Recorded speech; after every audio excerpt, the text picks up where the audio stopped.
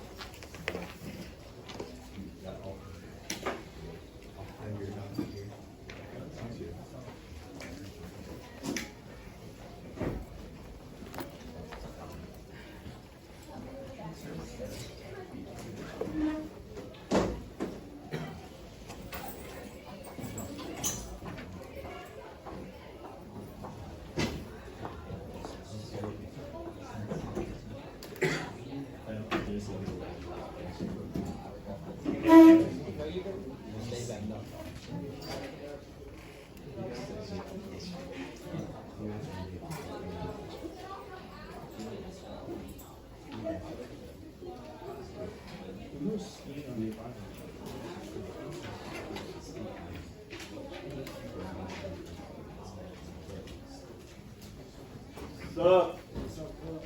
Good. Yeah. Thank you. Presentation.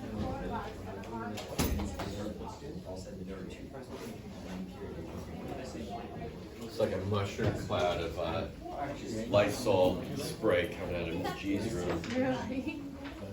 Yeah. You can smell it right out here.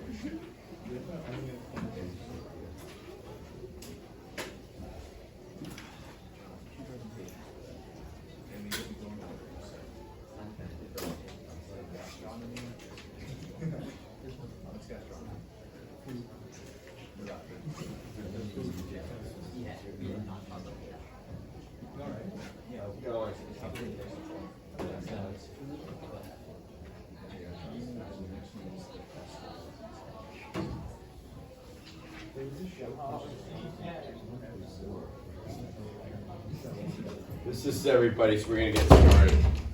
All right, back to L'Hopital's rule. All right, we were on this problem yesterday, number 8. Now remember, things aren't always as they seem. So we don't want to jump to hasty conclusions, misapplying things that we think apply that don't apply. All right, so we said on first look, x goes to infinity. 1 divided by x approaches 0. And the key word is approaches. So 1 plus 1 divided by x approaches 1. All right? So the base goes to 1, the exponent goes to infinity. And the error in logic would be to say, oh, that's equal to 1. Is there, why? Well, 1 to anything is 1. Well, that's not equal to 1 though. We don't have an almost 1 to any power property. Just like we don't have an almost 0 times something property. Okay? So you have to investigate these things further, because guaranteed, if this is a multiple choice question, it will not be on the calculator section at all, because this can be TID 9. 1 will be there as an answer choice. And then like does not exist will be one of them. The real answer that we're working on, that'll be there also. This is an indeterminate form. It's often referred to as the 1 to the infinity indeterminate form. All right? Anytime you have an indeterminate form, you have to, in order to apply L'Hopital's rule or relative rates of growth, you need to manipulate into quotient form. And the only way we could do that using valid algebra is to set up an equation, because we can't just take a natural log of an expression. That changes its value. But when we have an equation, then we can take the natural log of each side without throwing anything out of balance. Okay? Now, you have to be careful, because a lot of people look at this and they call this an equation. This is not an equation, it's an expression. Remember we talked about precision of terminology and things like that? You can't just take anything that looks remotely mathematical in nature and call it an equation. This is an equation right here because it's got all three parts. It's got a left side, a right side, and an equal sign. This only has one of those three things, so it's only 1/3 of the way to be an equation, and that doesn't round up. Hank, you all right today, bud? Yeah. Looking a little tired. Yeah. Same. All right, so all of these operations that we've done so far was to manipulate into quotient form. Now, again, you have to check to see if L'Hopital's rule applies before you apply it. So even though we start with an indeterminate form here, I still want to recheck here. You say, why do I need to do that? Well, you might have made a mistake with your algebra on the way here. So this will be one of those waypoint things, a checkpoint we could check. Because if we don't get an indeterminate form here, when we started with one, you screwed something up in the algebra along the way. Okay? So as x goes to infinity, 1 divided by x goes to 0, 1 plus 1 divided by x goes to 1. Now you need to know what ln of 1 is to do this. And what is the ln of 1? All right, guys, not good. ln of 1.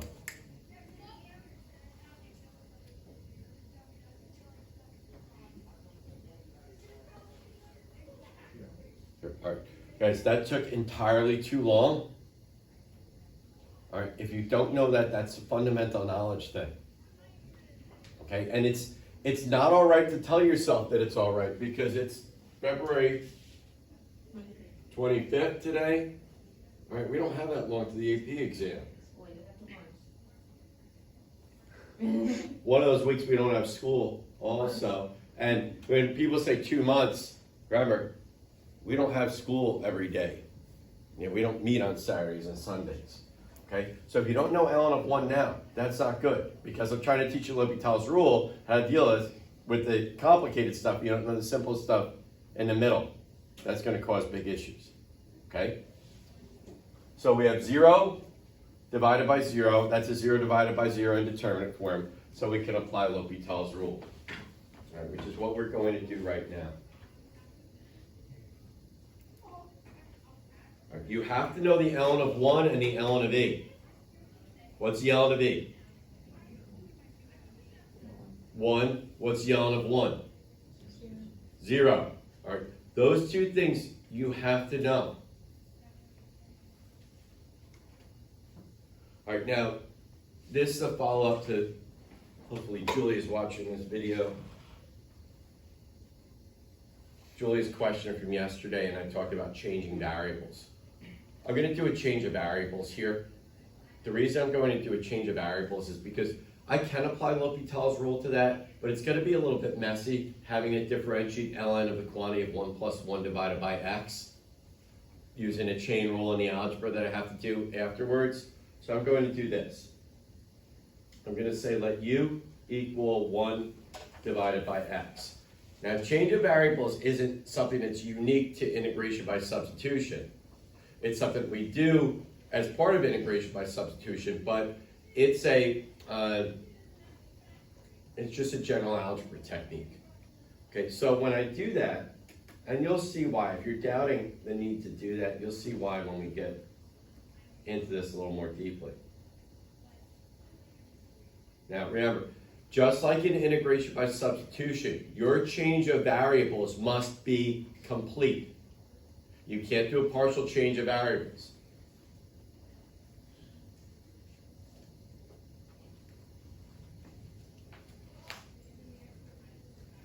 Again, the reason why we were doing this change of variables is because it makes L'Hopital's rule easier to apply. All right, so if we change from x to u by letting u equal 1 divided by x, and we do this, is that legitimate?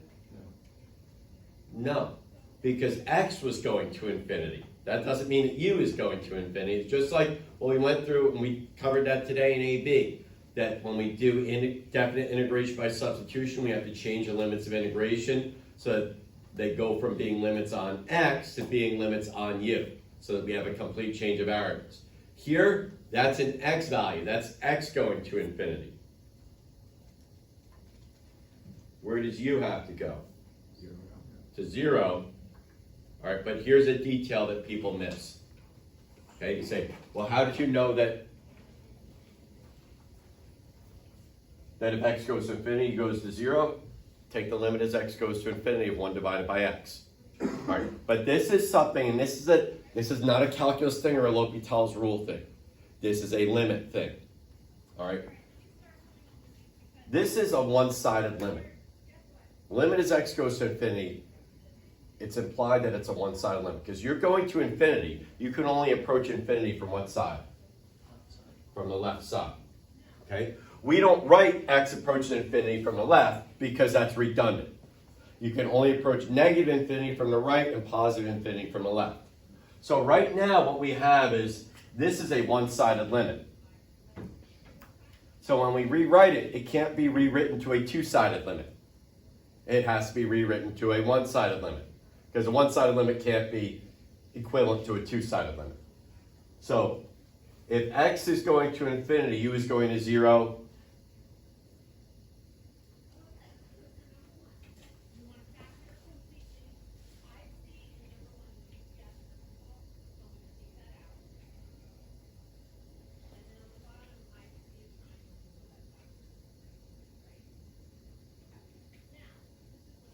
It's either from the positive side or the negative side, without guessing.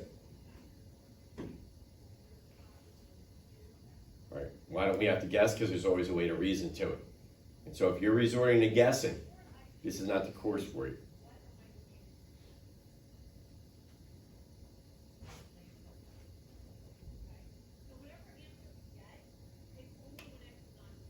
You goes towards 0, like as it moves to the right.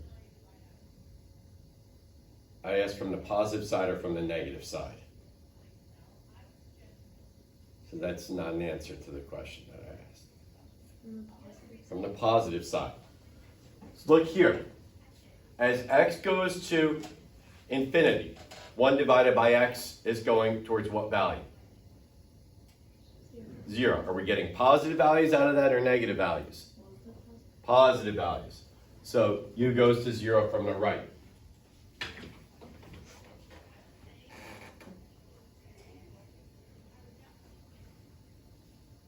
Right? You can't have a one-sided limit equal to a two-sided limit. That has to match up. So that is a detail that people miss because they don't think it's important to look at it, and they don't look at end behavior limits as what they actually are, one-sided limits. Like, well, why don't we do this? The reason we don't do that is because you can only approach infinity from the left, so it's redundant.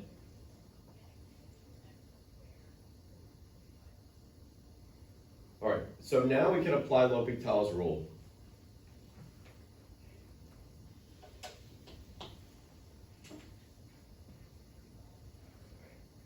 All right. And again, the reason that we did that is because ln of 1 plus u is much easier to differentiate than ln of 1 plus 1 divided by x. And u is easier to differentiate than 1 divided by x. All right? So we do a little algebra to make the calculus easier. All right, derivative of ln of 1 plus u with respect to u is 1 divided by 1 plus u.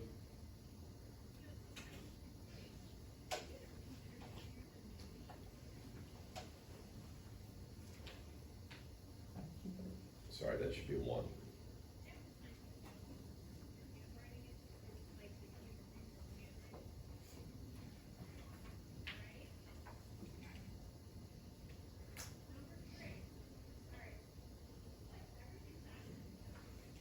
All right. Now there's no way to get an indeterminate form out of that because there's no indeterminate form that's 1 divided by anything. We have things like 0 divided by 0, plus or minus infinity divided by plus or minus infinity. We have 0 to the 0, 1 to the infinity. Right. Here we could just substitute.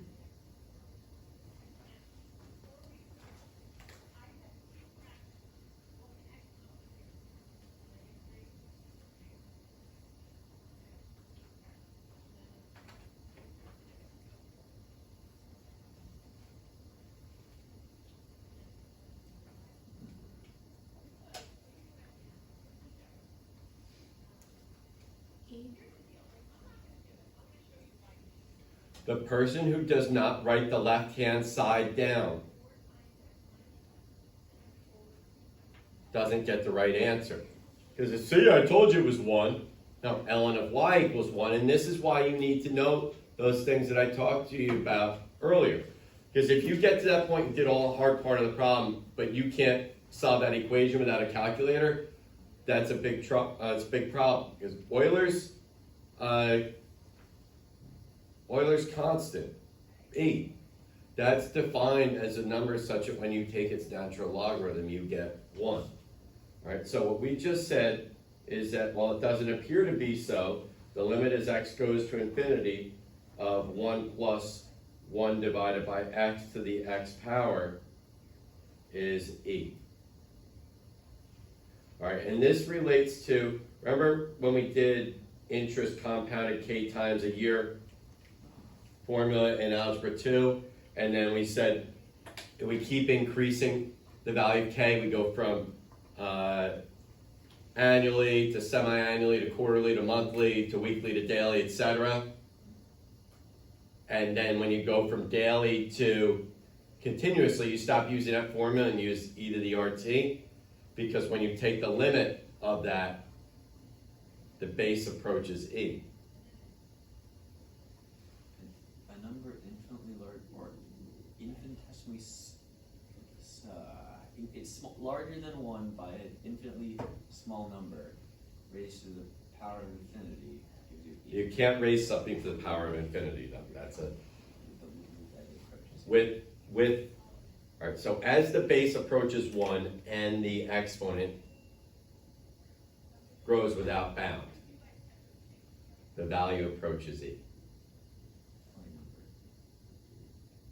That's one of the ways that e is defined in terms of this limit.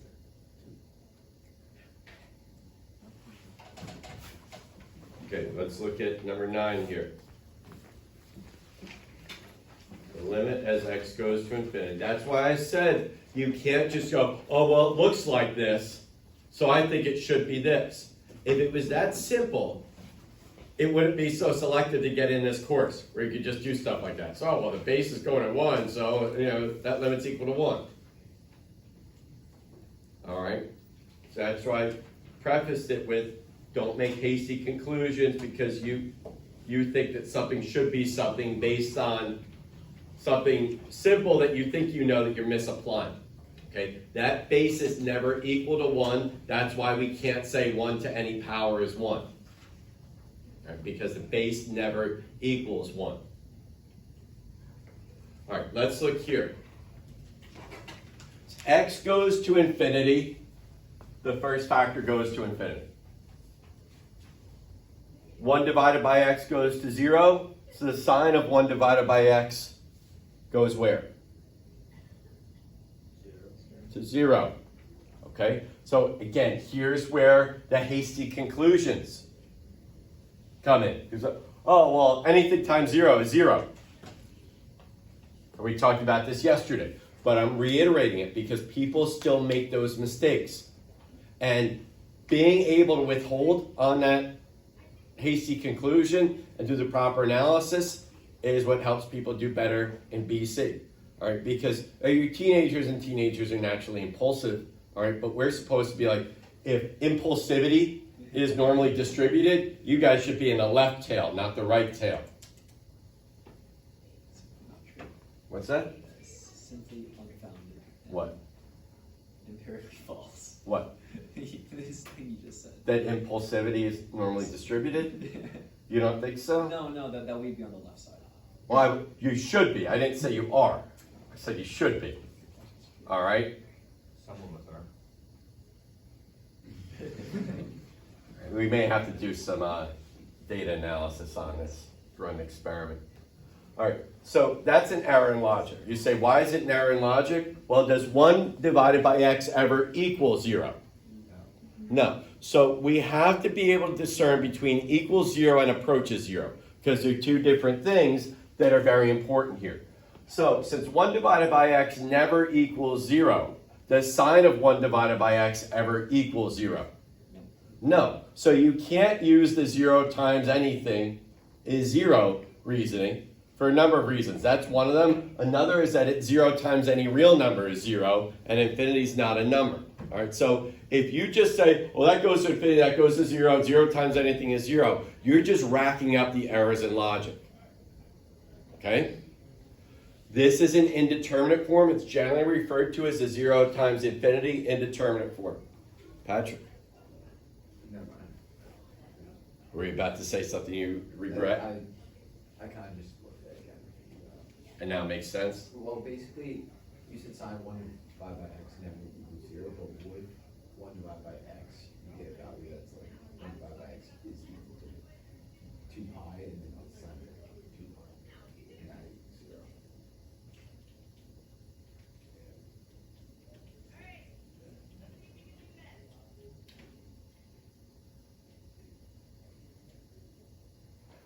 That's, we're talking here, you're talking about a Yeah, that's- specific yeah, value of fine, x, yeah. and the limit's talking about the limit as x goes to infinity. So, it's good that you thought about that, but it's better that you realize that it didn't apply here.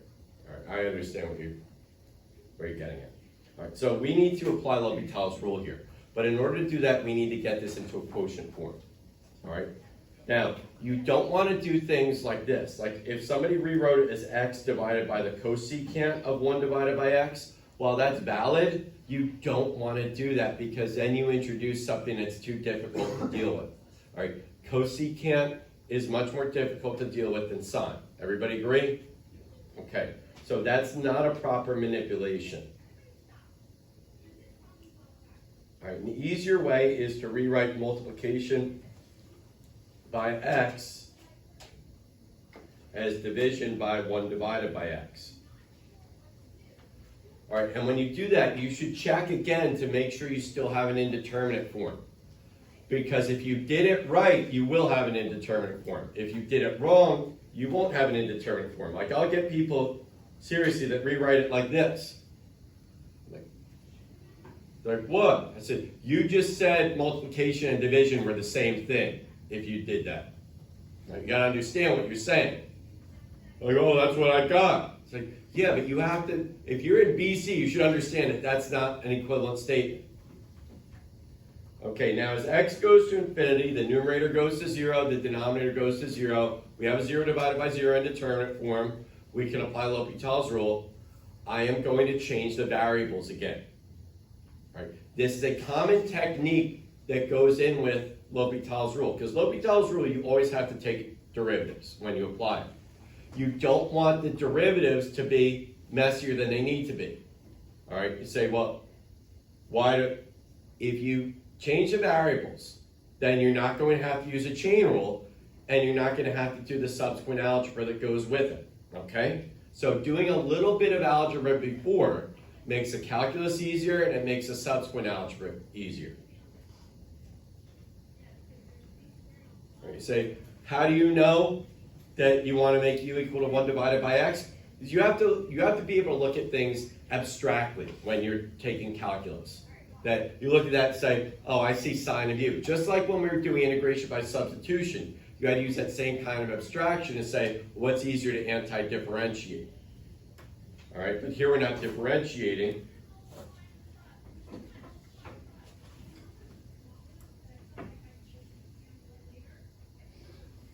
All right, what does u have to go to here? 0.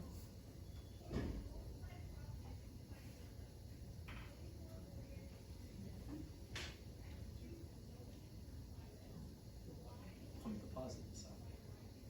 All right, didn't we just spend like 3 minutes on this? Okay, that is not correct right there. All right, you can still wind up getting the right answer, but you have to remember that your work must support your answer. Okay? It's different now. It's not like, if you had teachers along the way that just looked at your answer and He looks right at me, man. Come on. well, Harry, we have had many talks over the last 3 years where you've admitted your mathematical transgressions along the way, correct? This is true. Appreciate your honesty.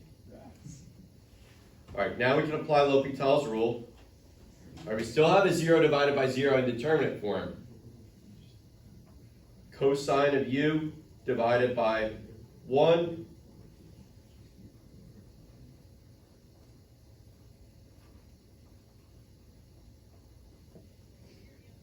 All right, so again, people said, well, I still get the right answer if I just say limit as u goes to 0. Well, you get the right answer, but your work doesn't fully support it. So it's not full credit. All right, now I'm going to show you what happens if you don't change variables for you disbelievers, okay? So I'm just going to put a line across here.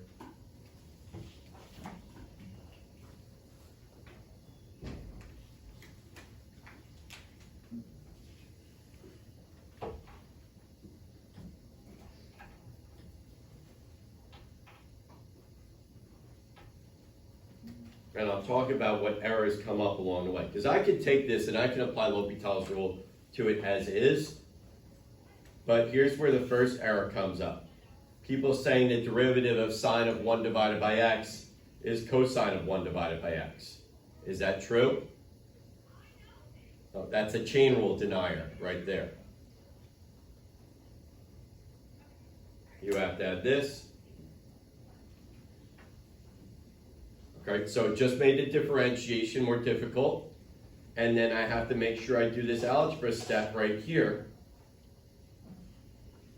to divide. And then it makes the limit more involved also, the subsequent limit, because I have to take the limit as x goes to infinity, 1 divided by x, and say that goes to 0.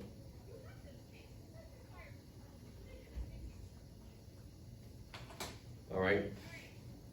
So more opportunities to make mistakes there, and that's what I see. And I'll tell you on the Chapter 9 test, there will be a problem like this, and I get people all the time that botch it because they don't change the variables and they don't apply the chain rule, and they say it's cosine of 1 divided by x divided by negative 1 divided by x squared, and then the messy fake algebra begins subsequent to the fake calculus. See, I did my calculus correct so that the algebra followed easily from.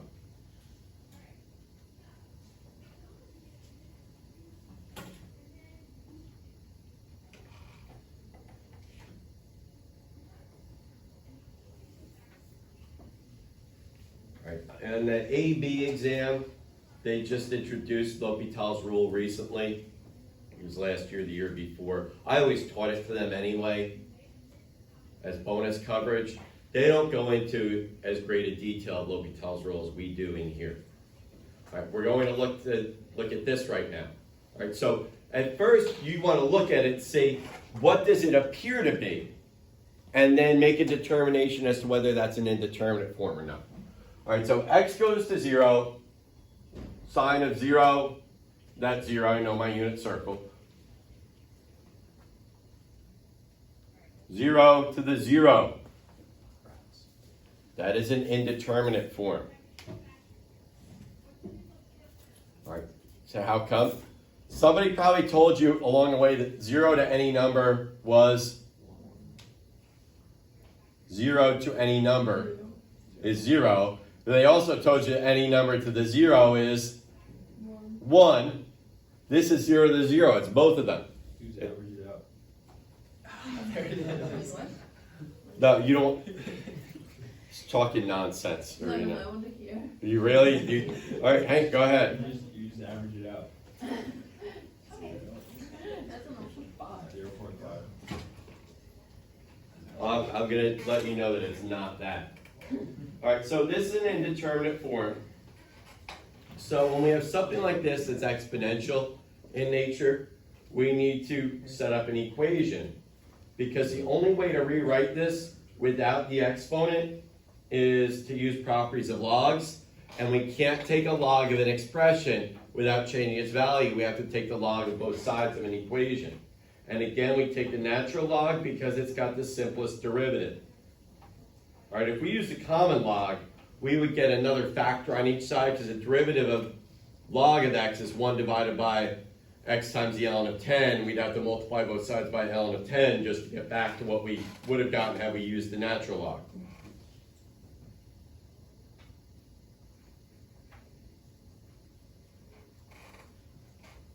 How are you getting this?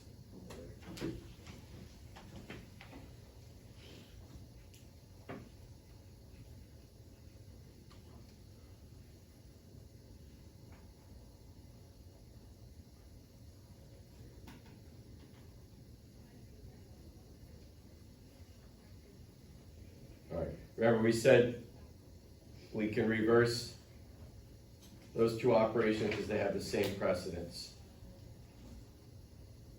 All right, and then we have x times ln sine of x. All right, but we're still not in quotient form. All right, we need to be in quotient form to apply L'Hopital's rule.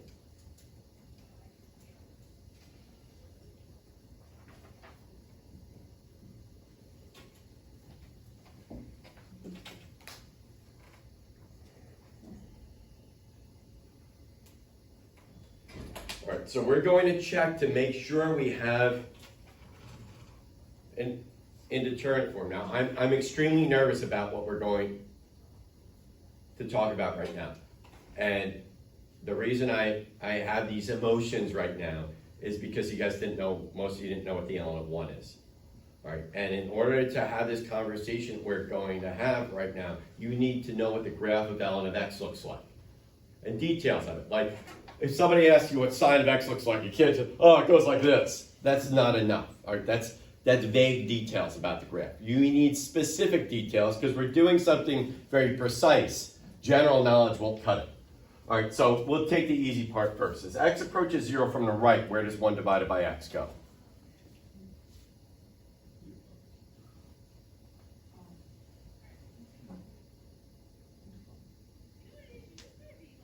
Limits can't be undefined. As x approaches 0 from the right, where does 1 divided by x go? Goes to infinity. All right? We have to know it. I was hoping everybody knew what the graph of y equals 1 divided by x looked like from algebra 2. Okay? But you can't do that without knowing what the graph of 1 divided by x looks like. All right. Sine of 0 is 0. All right. ln of x, as we approach 0 from the right, where does the graph of ln of x go? As x approaches 0 from the right, where does the graph of ln of x go? Eunice has it, negative infinity. So how am I supposed to know? You are supposed to know what the graph of ln of x looks like. So if you remember last year, the beginning of math analysis, I know I did it, I think Ms. Pribella did it also. When we were doing graph transformations, I gave you 2 sheets. One had 10 graphs, one had 10 equations. They were parent graphs, and you had to match the equation with its graph. Because those were parent functions that we expected you to know, focus, that we expected you to know coming out of Algebra 2 and into math analysis. But as we moved through our studies in math analysis, we learned new parent graphs. The 6 trig functions, ln of x, e to the x. All right, at least those 8, you have to know what they look like. Because you can't do this, you can't have this discussion here without knowing what the graph of ln of x, without knowing what the graph of 1 divided by x looks like. Those are fundamental questions to this problem. This is a lot more advanced, though, than knowing what the graph of ln of x and 1 divided by x looks like. Those are just pieces in this larger puzzle. All right, so here we have a negative infinity divided by positive infinity in determinate form. Harry? If we were approaching 0 from the left, the natural log. You can't do that because that's out. That question shouldn't exist. Okay. All right, because you can't talk about things that aren't in the domain of a function. Say what's going on to the left of 0 on ln of x? Nothing, because it doesn't exist over there. Okay, that's why again this can't be a 2-sided limit because of that. Because ln of sine of x is only defined from the right of 0. All right, so those details are important.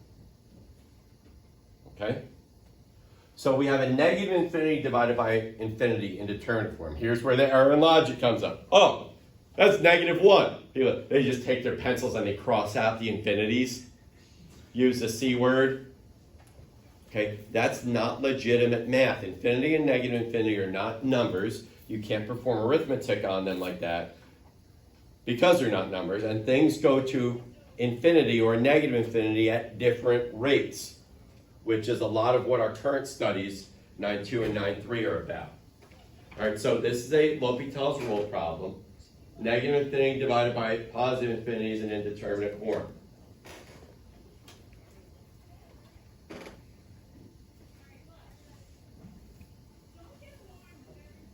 All right, what's the derivative of ln of sine of x? derivative of ln of sine of x. Add it. 1 over cosine.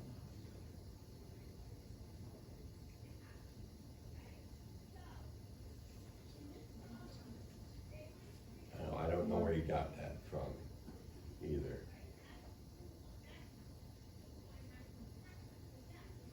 Eunice, Cosine of x times 1 over sine of x.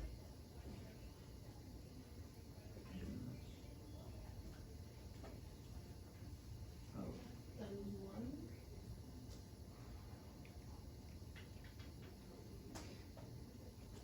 what's cosine of x times 1 divided by sine of x? Cotangent of x.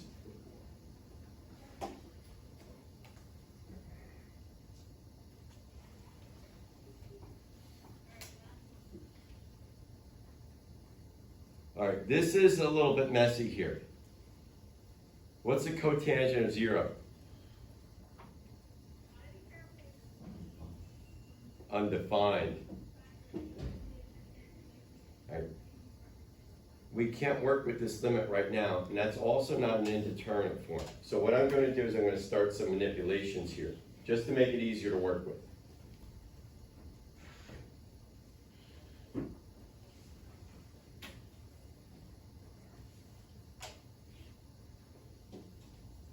Is I need a form that's more familiar. So by doing this,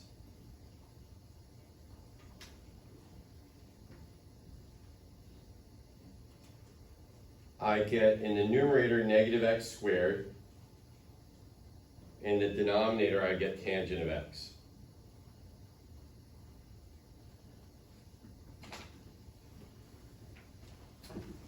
Okay, that's a lot better. Like, just look at this versus this. This is much easier to work with. So we substitute 0 into the numerator, what do we get? 0. What's the tangent of 0? 0. So we have an indeterminate form again. So what happens is we apply L'Hopital's rule a second time. You can apply L'Hopital's rule successfully as long as it still applies. But the mistake that people make is not checking to see if it applies before they apply it.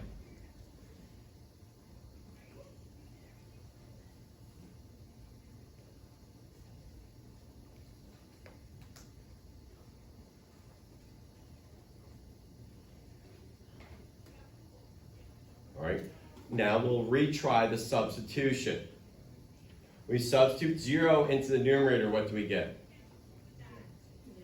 0. When we substitute 0 into the denominator, what do we get?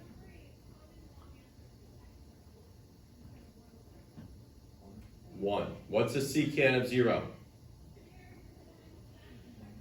1. Cosine of 0 is 1. The reciprocal of 1 is 1. 1 squared is 1. So we get that ln of y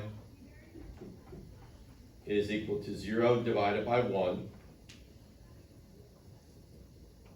So the ln of y equals 0, which means y equals 1. Okay, look at all the work that we did all the way to here. How would you feel if you got to that point and you couldn't finish a problem because you didn't know that the ln of 1 was 0? Right, could you see somebody saying something not smart like, oh, ln of y equals 0, so y is 0? But people think that whenever you substitute 0 into something, you get 0. Okay, we have to get better with those prerequisite skills. So some of you were able to skate by last year with looking at stuff while your teacher was passing the assessments out. Just trying to take a mental image of it. Doesn't work here, okay? So here the limit as x goes to 0 from the right of sine of x to the x power equals 1.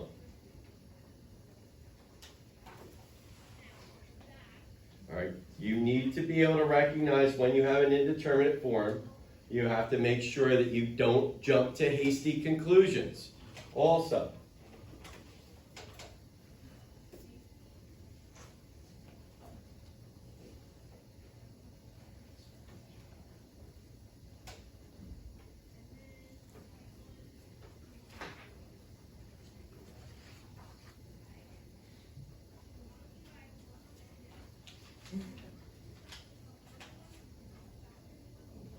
Alright, something like this.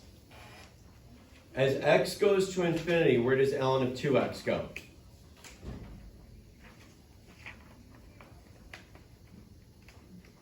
As x goes to infinity, where does ln of 2x go? Infinity. Alright, guys, those questions need to be things that they have instant answer. Again, the concern is that if you take a while to answer that you don't know what the graph of ln of 2x looks like. Alright, how about ln of x plus 1? Where does that graph go as x goes to infinity? Also to infinity. ln of x plus 1 is ln of x shifted 1 unit left. ln of 2x is ln of x horizontally compressed. Alright, so you have to understand your graph transformations. Alright, so, infinity minus infinity, that equals 0. No. You can't do any kind of arithmetic on infinity. Alright, because things can go to infinity at different rates. The limit could wind up being 0, but not because of that faulty logic. Okay? So this is an indeterminate form. It's usually called the infinity minus infinity indeterminate form. All right? What we're going to do is we're going to manipulate this into a quotient form. You can't do this unless you know your properties of logarithms. That the ln of m minus the ln of n is equal to the ln of m divided by n.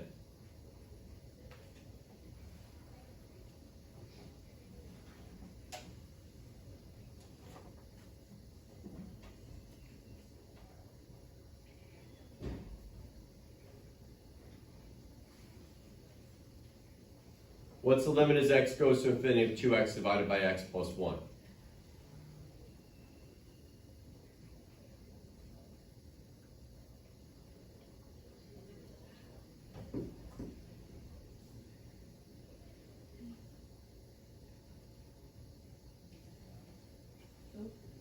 Two. Ratio leading coefficients. Right, so nobody's going to guess ln of 2 as a value of that limit. Right, they're going to guess 0.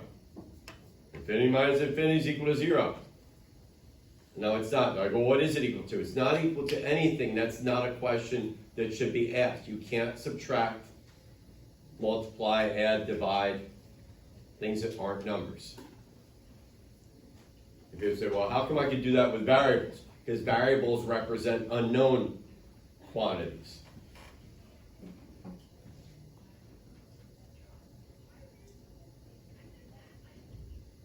All right, we're going to finish up tomorrow. We'll look at the proof of L'Hopital's rule, and then we're moving on to section 9.3.